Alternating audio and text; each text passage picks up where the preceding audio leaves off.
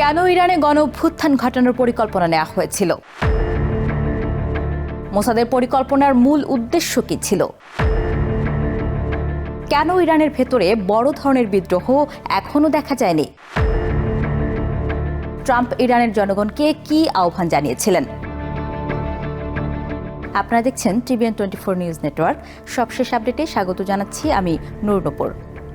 ইরানের ভেতরে বিদ্রোহ ছড়িয়ে দিয়ে দ্রুত যুদ্ধ শেষ করার যে পরিকল্পনা আমেরিকা ও ইসরায়েল করেছিল তা এখন পর্যন্ত বাস্তবায়িত হয়নি।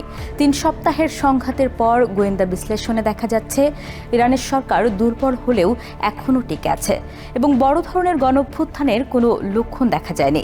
যুদ্ধ শুরুর আগে ইসরায়েলের গোয়েন্দা সংস্থা মোসাদের প্রধান ডেভিড বার্নিয়া একটি পরিকল্পনা দেন, যেখানে ধারণা ছিল যুদ্ধর শুরুতেই ইরানের শীর্ষ নেতৃত্বকে হত্যা এবং ধারাবাহিক গোয়েন্দা অভিযান চালিয়ে দেশের ভেতরে বিক্ষোভ ছড়িয়ে দেওয়া সম্ভব হবে। এই পরিকল্পনার লক্ষ্য ছিল এমন এক গণ আন্দোলন তৈরি করা যা শেষ পর্যন্ত সরকারের পতন ঘটাতে পারে। এই ধারণা শুধু সামরিক কৌশল ছিল না, বরং একটি রাজনৈতিক শর্টকাট, যেখানে যুদ্ধক্ষেত্রে দীর্ঘ লড়াই এড়িয়ে ভেতর থেকেই শাসন ব্যবস্থা ভেঙে ফেলার চেষ্টা করা হয়। এই পরিকল্পনা ট্রাম্প প্রশাসন ও ইসরায়েলের নেতৃত্বের কাছে শুরুতে বাস্তবসম্মত মনে হয়েছিল। প্রেসিডেন্ট ডোনাল্ড ট্রাম্প সরাসরি ইরানের জনগণকে আহ্বান জানিয়ে বলেন, নিজেদের সরকার নিজেদের হাতে নিন। তাদের ধারণা ছিল একদিকে সামরিক হামলা এবং অন্যদিকে গোয়েন্দা তৎপরতা মিলিয়ে এমন এক পরিবেশ তৈরি হবে যেখানে সাধারণ মানুষ রাস্তায় নেমে পড়বে। কিন্তু বাস্তব পরিস্থিতি সম্পূর্ণ ভিন্ন।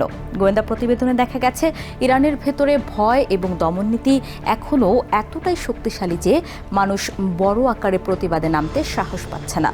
নিরাপত্তা বাহিনী দ্রুত ও কঠোরভাবে যে কোনো আন্দোলন দমন করতে পারে, এই আশঙ্কা সাধারণ মানুষকে পিছিয়ে দিচ্ছে।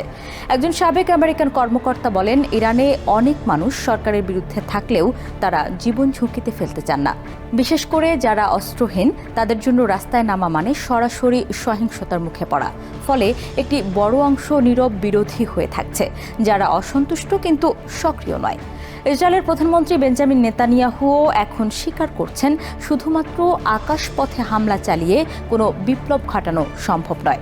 তার মতে, ভেতর থেকে শক্তিশালী অংশগ্রহণ ছাড়া শাসন ব্যবস্থা ভাঙা যায় না। তবে তিনি এখনও আশা করছেন যে ভবিষ্যতে পরিস্থিতি বদলাতে পারে এবং জনগণ রাস্তায় নামতে পারে। যুদ্ধের শুরুর দিকে ইরানের শীর্ষ নেতৃত্বের উপর বড় আঘাত হানা হয়েছিল। আয়াতুল্লাহ খামেনি এবং তার ঘনিষ্ঠ অনেক নেতার মৃত্যু সরকারকে দুর্বল করে দেবে এমনটাই আশা করা হয়েছিল। কিন্তু বাস্তবে এই হামলা উল্টো প্রভাব ফেলেছে। ইরানের অবশিষ্ট রাজনৈতিক ও সামরিক নেতৃত্ব দ্রুত নিজেদের পুনর্গঠিত করেছে এবং ক্ষমতা আরও শক্তভাবে ধরে রেখেছে। এই পরিস্থিতি দেখাচ্ছে নেতৃত্ব সরিয়ে দিলে সরকার ভেঙে পড়বে, এই ধারণা সবসময় বাস্তবসম্মত নয়, বরং অনেক ক্ষেত্রে এমন আঘাত সরকারকে আরও কঠোর করে তোলে এবং অভ্যন্তরীণ ঐক্য বাড়িয়ে দেয়। মোসাদের আরেকটি পরিকল্পনা ছিল ইরানের কুর্দি মিলিশিয়াদের ব্যবহার করা। ধারণা ছিল তারা সীমান্ত পেরিয়ে আক্রমণ চালালে ইরানের ভেতরে চাপ তৈরি হবে এবং সরকার দুর্বল হয়ে পড়বে। এজন্য যুদ্ধের প্রথম দিকে পশ্চিম ইরানে ব্যাপক বিমান হামলা চালানো হয়, কিন্তু এই পরিকল্পনাও শেষ পর্যন্ত বাস্তবায়িত হয়নি। আমেরিকা এতে অনাগ্রহ দেখায় এবং কুর্দি নেতারাও সতর্ক করেন, বাইরের শক্তির মাধ্যমে হামলা হলে তা উল্টো জাতীয়তাবাদ বাড়াতে পারে এবং ইরানের জনগণ সরকারকে আরও বেশি সমর্থন করতে পারে।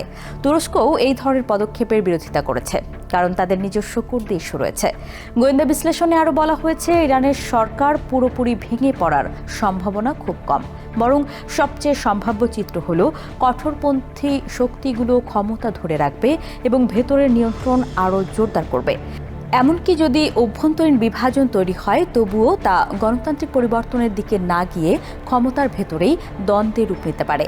সব মিলিয়ে স্পষ্ট হয়ে উঠছে, ইরানের ভেতরে বিদ্রোহের ওপর নির্ভর করে দ্রুত যুদ্ধ শেষ করার কৌশল কার্যত ব্যর্থ হয়েছে। এর ফলে যুদ্ধ এখন দীর্ঘমেয়াদী সংঘাতে রূপ নেওয়ার ঝুঁকিতে রয়েছে, যেখানে সামরিক শক্তির পাশাপাশি রাজনৈতিক বাস্তবতা, অর্থনৈতিক চাপ এবং আঞ্চলিক শক্তির ভারসাম্য আরও গুরুত্বপূর্ণ হয়ে উঠবে।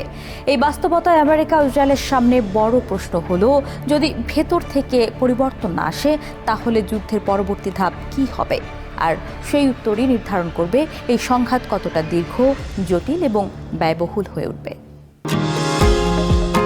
নিউ ইয়র্ক থেকে সম্প্রচারিত টিভিএন 24 টেলিভিশন, বিশ্বজুড়ে বাঙালির কণ্ঠস্বর।